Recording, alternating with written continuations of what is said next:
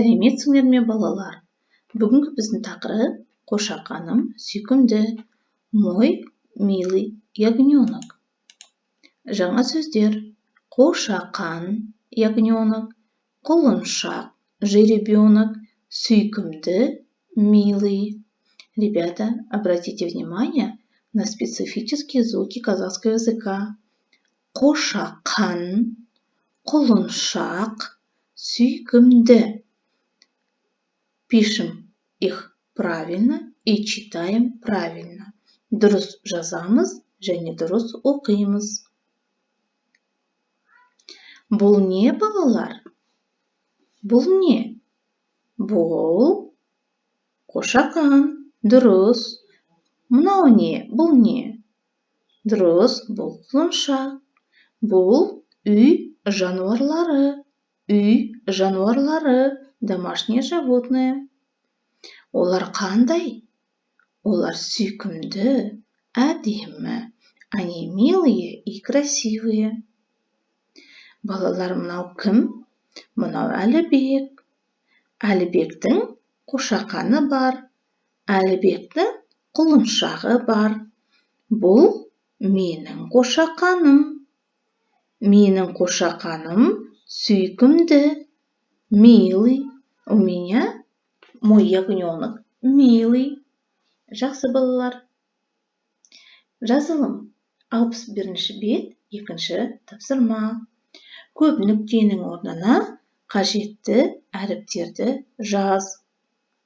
Ребята, вместо многоточия нужно подставить правильные варианты букв. Вы можете приостановить видео, выполнить задание. Енді тексерейік.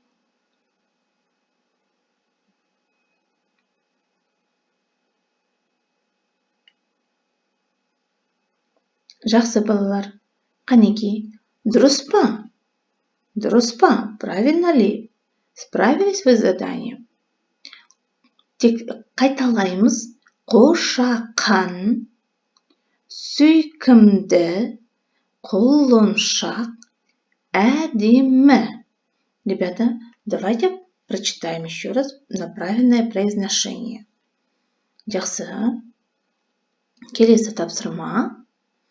Тыңда, слушай, қайтала, повторяй, оқы, читай. Менің атам мен апам ауылда тұрады.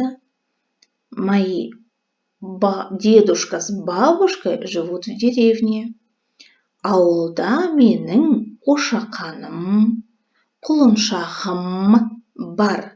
В деревне есть у меня мои ягнята и жеребята. Құлыншағымның аты Тайбұрыл. Жеребенка зовут Тайбұрыл. Менің қошақаным, құлыншағым сүйкімді. Мой ягненок и мой жеребенок, они какие, ребята? Сүйкімді. Милые. Правильно. Ребята, посмотрите, пожалуйста. Смотрите. Слово құлыншақ на какую букву заканчивается? К. Правильно. На глухую согласную К. А теперь в тексте посмотрите. Құлыншағым. Какая буква? Г. Да? Давайте мы с вами вспомним.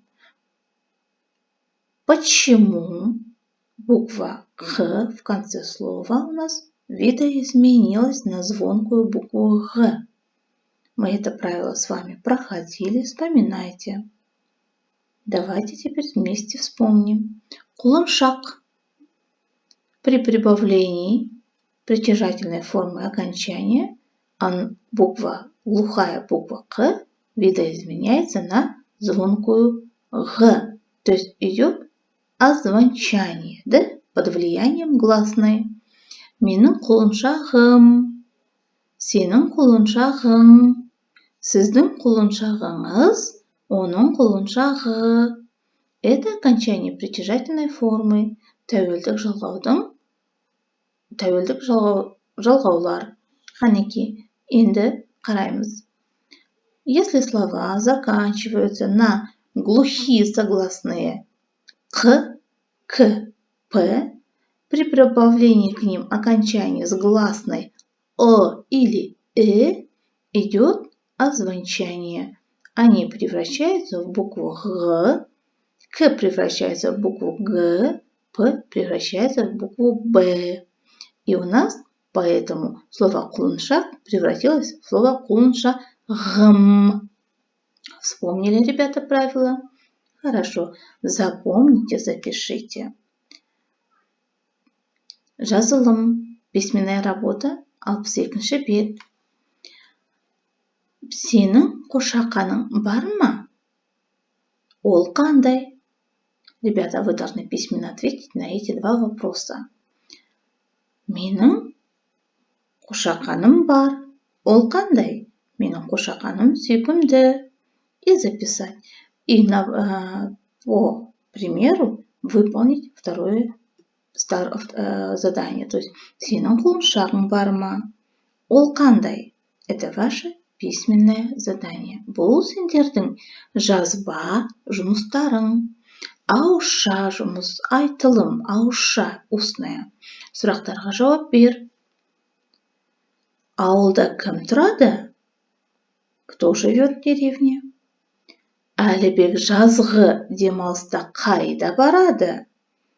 Куда Әлібек ездит на летние каникулы? Жазғы демалыс, летние каникулы. Ауылда не бар? Что есть в деревне? Қошақан қандай?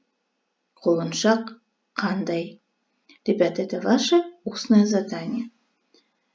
Балалар, барлығы түсінікті болса, если вам все понятно, тапсырманы орындаймыз, выполняем задание. Сау болыңдар, балалар.